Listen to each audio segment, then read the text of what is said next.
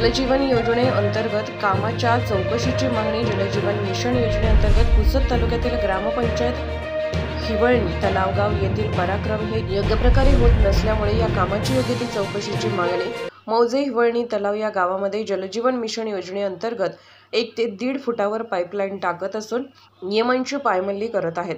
सदर ठेकेदार याला जुनी पाईपलाईन 40 गाव माळ पठारावर चालू असलेली पाणीपुरवठा योजना मागील 15 ते 20 दिवसांपासून फोडफाड करून दुरुस्ती करीत आहेत। संबंधित सरपंचांमार्फत बरेच वेळा फोनद्वारे संबंधित ठेकेदारास सांगितले असता आज करून देतो उद्या करून देतो असा वेळकाढूपणा करीत आहेत। सदर पाईपलाईन हिवळणी गावामध्ये बरेच ठिकाणी फोडाफोड केली असल्यामुळे जुन्या पाईपलाईनमध्ये घाण पाणी जाऊन दूषित पाणी पिण्याकरिता गावकरी वापरत आहेत।